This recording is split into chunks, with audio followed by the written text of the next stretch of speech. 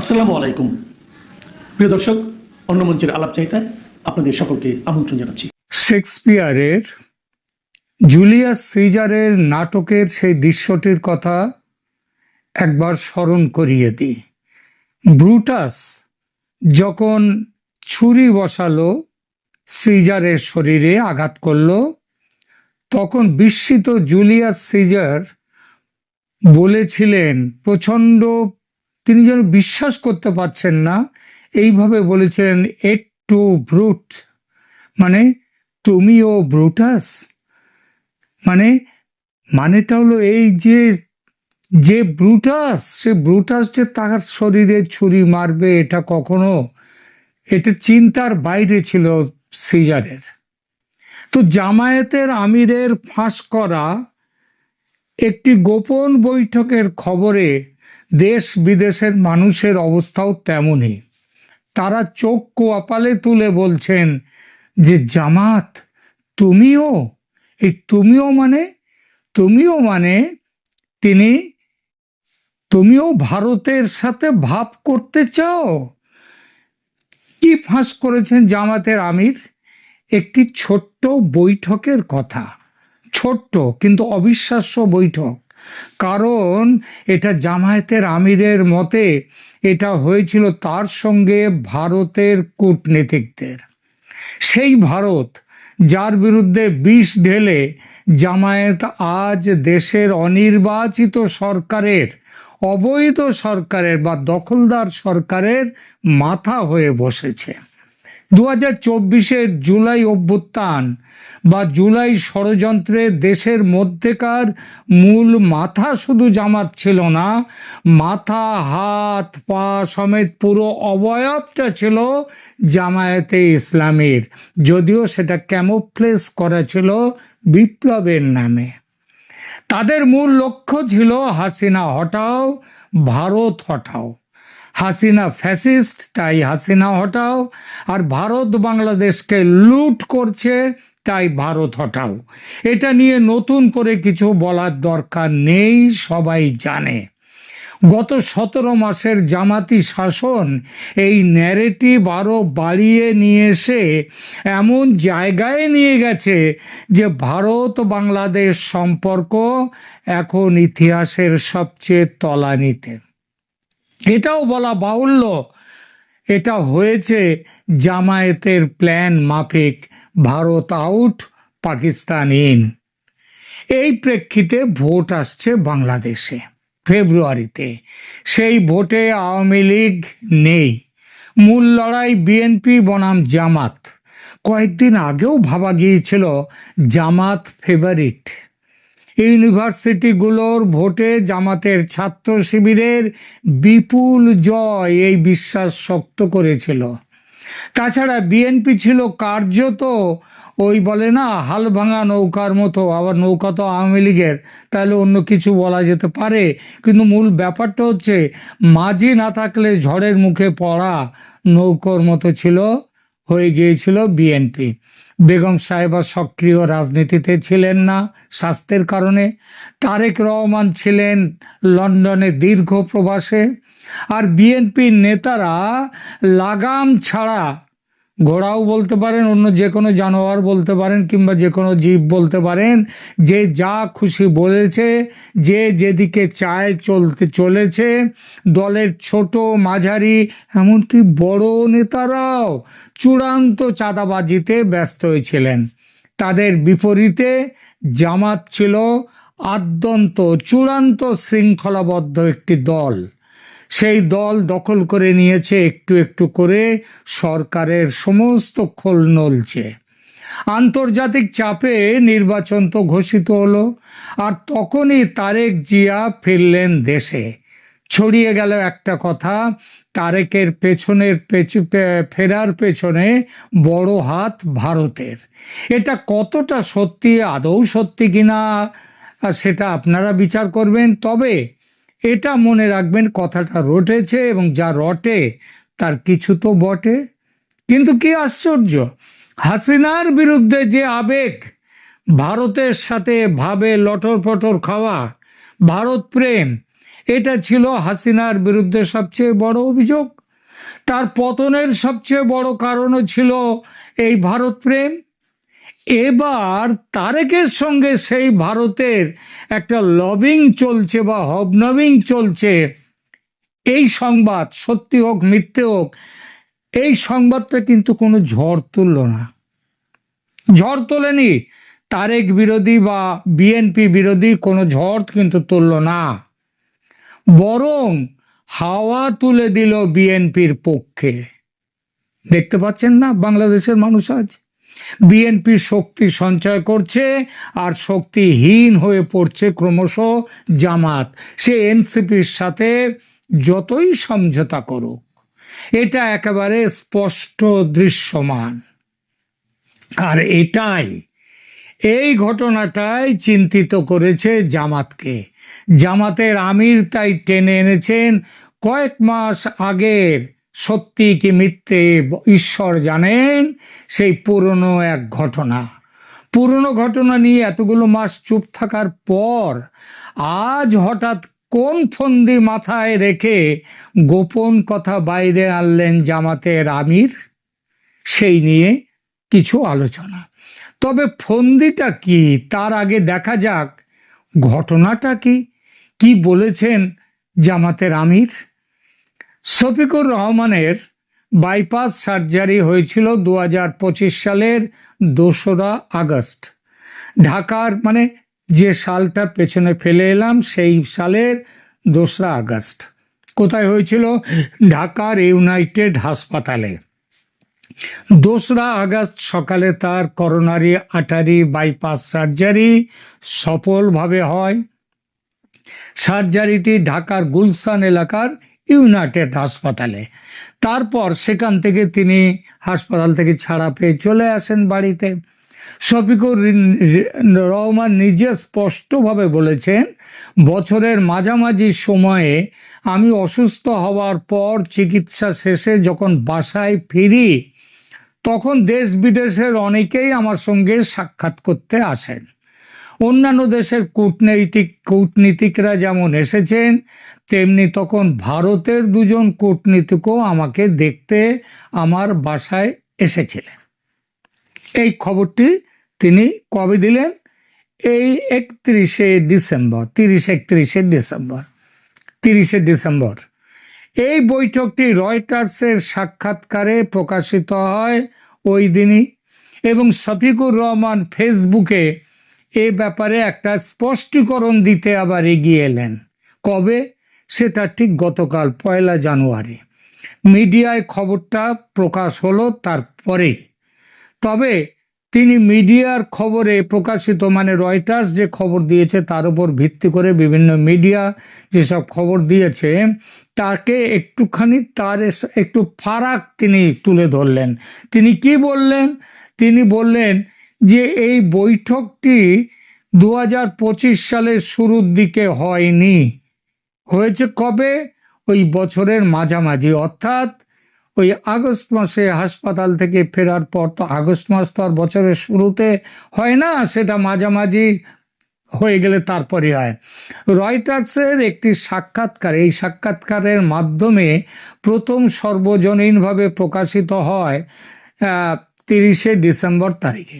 শফিকুর রহমান নিজে এই সাক্ষাৎকারে বৈঠকের বিষয়টি নিশ্চিত করেছেন।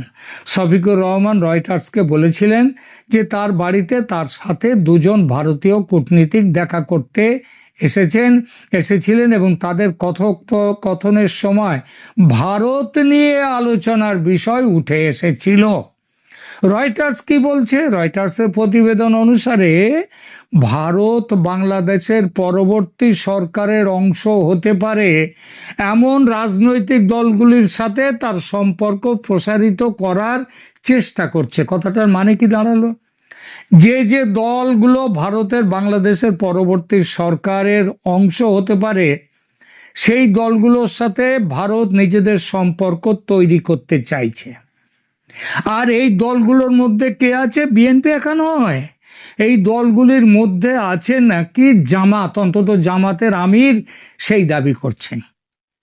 এই প্রেক্ষাপটে রয়টার্সের প্রতিবেদনে বলা হয়েছে যে একজন ভারতীয় কূটনীতিক, দুজন, তার বাইপাস সার্জারির পরে তার সাথে দেখা করেছেন।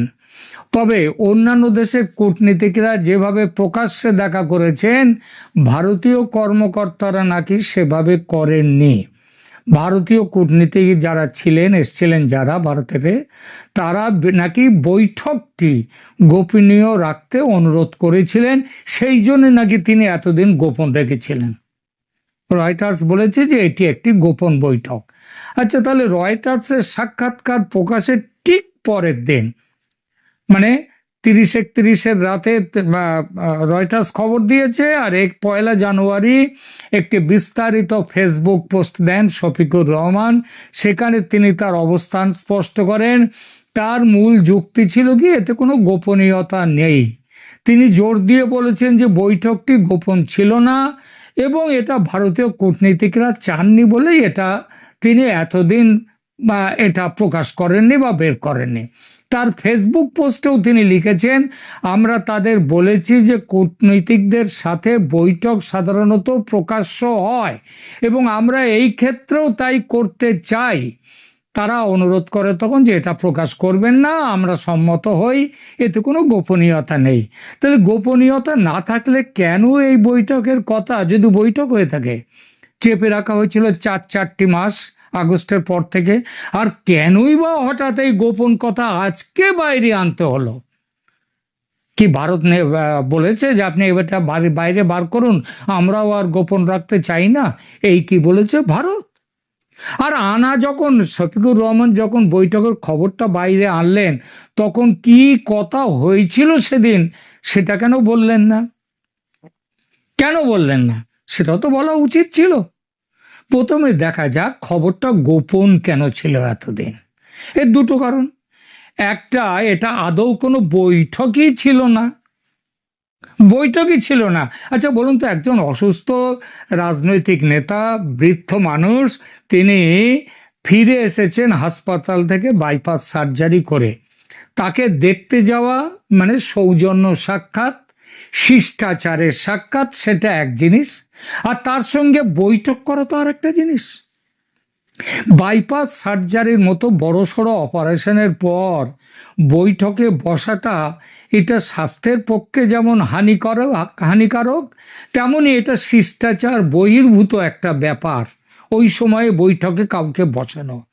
সুতরাং বৈঠক কিছু নয়, ওরকম কিছু হয়ে থাকলে সেটা স্রেফ শিষ্টাচারমূলক সাক্ষাৎ। সবাই যেমন এসছেন, শফিকুর রহমানের কাছে ভারতীয় কূটনীতিকদের এই সাক্ষাৎ আদৌ গুরুত্বপূর্ণ ছিল না তখন, তাই তিনি কিছু বলেননি। এটা হচ্ছে আরেকটা কারণ। তার দলের কর্মী সমর্থকদের মানসিকতায় রয়েছে তীব্র ভারত বিরোধী ভূমিকা। জামায়াত ঐতিহাসিকভাবেই তীব্র ভারত বিরোধী, পাকিস্তানপন্থী। সুতরাং এই সময়ে যে ভারতের সঙ্গে তিনি বৈঠকে বসছেন, এই খবরটা বেরিয়ে এলে, বাইরে প্রকাশ হলে, তার দলের সদস্য সমর্থকরা তাদের মনে আঘাত লাগতেই পারে। আরে আমরাই তো বলেছি ভারত এত বড় শত্রু, প্রভুত্ববাদী, আমাদের লুটে খাচ্ছে, আর সেই ভারতের সাথে বসতে যাচ্ছেন, এটা কি হলো? লোকে তো খেপে যেতে পারে। তাই তিনি চেপে গিয়েছিলেন, রিস্ক নেননি। আর এখন কেন বাইরে আনলেন সে কথা, এটা উনি বলেননি, কিন্তু এটাই হচ্ছে কারণ দেখুন, বাংলাদেশে যে তীব্র ভারত বিরোধিতা কয়েক মাস আগেও ছিল, সেটা কিন্তু থিতিয়ে আসছে মানুষের মধ্যে। এখন ভারত বিরোধিতা নয়, এই ইউনূস সরকার এবং এই সরকারের পক্ষে যারা আছে তাদের বিরোধিতা হয়ে এসে গেছে বাংলাদেশের মানুষের মনে। তাহলে উত্তেজনা বাড়াতে জামাত এনসিপির নেতারা পাবলিককে আরো চার্জড আপ করবার জন্য, তাদেরকে আরো খেপিয়ে দেওয়ার জন্যে ভারতের বিরুদ্ধে অহরহ বিষ ঢালছেন তাদের বক্তৃতায়। 50 লক্ষ যুবক নিয়ে ভারতে ঝাঁপিয়ে পড়বেন, আর হাসনাত তো একেবারে, তার যা চিৎকার, মোটামুটি মাইক্রোফোন কিংবা রেকর্ডিং এর দরকার হবে না, দিল্লির থেকেই শোনা যেতে পারে। এইসব এরা সমানে বিষ ঢালছে তাদের বক্তৃতায়। কিন্তু পাবলিক সেভাবে আর খাচ্ছে না।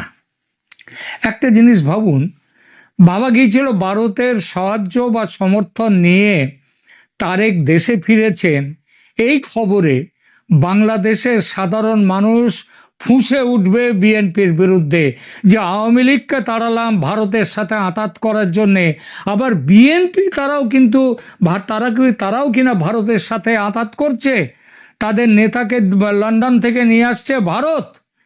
এই খবরটা তো বাংলাদেশে বহুল প্রচারিত, কিন্তু এইটা তাহলে ভাবা গিয়েছিল কি মানুষ ফুঁসে উঠবে বিএনপির বিরুদ্ধে এই খবর পাওয়া গেলে, তুঙ্গে উঠবে আর এক দফা ভারত বিরোধিতা? তা কি হয়েছে? একটুও নয়। খবর আসছে ভারতের সঙ্গে সহযোগিতার পথ নেবে বাংলাদেশ, অনেকটা নতুন আওয়ামী লীগের মতো এই বিএনপি নেবে। কি হবে না হবে সেটা পরের ব্যাপার, বিএনপি কি করবে না করবে, কিন্তু এই খবরে একটা বড়সড় প্রতিক্রিয়া তো প্রথমে হওয়া উচিত ছিল যে ভারতের সাথে তাল মিলাচ্ছে বিএনপি। এমনকি বিএনপি ভারতের দালাল হয়ে গেছে এই বলে হল্লা তো একটা বাঁধাতে পারতো জামাত, এনসিপি, এরা কেন বাঁধাতে পারলো না? কারণ পাবলিক আর এটা খাবে না। পাবলিক এই কমাসে দেখেছে বিপ্লবের আসল চেহারা, বুঝেছে ভারতের বিরোধ করে লাভ হবে না। আর এটা দেখে ও বুঝে জামাত ভোল পাল্টাবার চেষ্টা করছে, বোঝাতে চাইছে ভারতের কাছে জামাত নাকি অচ্যুত নয়। ভারতের কূটনীতিকরা উপযাচক হয়ে দেখা করেছেন জামাতের আমিরের সঙ্গে। ভারতের কাছে এটাও বোঝানোর চেষ্টা চলছে কিন্তু বাংলাদেশে যে ভারতের কাছে আফগানিস্তানের তালেবান যদি আজ এতটা বন্ধুসুলভ গ্রহণযোগ্যতা পায়, তাহলে জামাত কেন ভারতের বন্ধু হতে পারবে না? এখন এটা সামনাসামনি বলছে না বটে প্রকাশ্যে, কারণ বললে কি রেজাল্ট হবে, পাবলিকের কিভাবে অ্যাকসেপ্ট করবে এই কথাগুলো, সেটা বুঝতে পারছে না বলেই বলছে না। তবে সেই রাস্তায় কিন্তু হাঁটা শুরু করে দিয়েছে জামাত। সুতরাং ভারত বিরোধিতার অস্ত্রটি আপাতত একটু ভোঁতা করে ভারতের কাছাকাছি হলে যদি মধ্যপন্থী মুসলিম ভোট কিছু আসে, সেই উদ্দেশ্যে জনাব শফিকুর রহমান এই দাওটি খেলেছেন। দাওটির মূল সারমর্ম হচ্ছে ভারত শুধু যে বিএনপির সঙ্গে তা নয়, ভারত চায় জামাতকেও, আর জামাতও চায় ভারতের সাথে সম্পর্ক তৈরি করতে। কিন্তু আসলে কি ভারত এটা চাইবে? জামাতের যা ইতিহাস তাতে না চাওয়ারই কথা। আর এই চাওয়ার এটা তো পুরো বোঝা যাচ্ছে শফিকুর রহমান কিছু মিথ্যে কথা পরিষ্কারভাবে রেখে এসছেন, সামনে রেখেছেন বিশেষ উদ্দেশ্য নিয়ে। কি বলবেন আপনি? কমেন্টের মাধ্যমে জানান। আমার চ্যানেলকে সাবস্ক্রাইব করুন। ধন্যবাদ।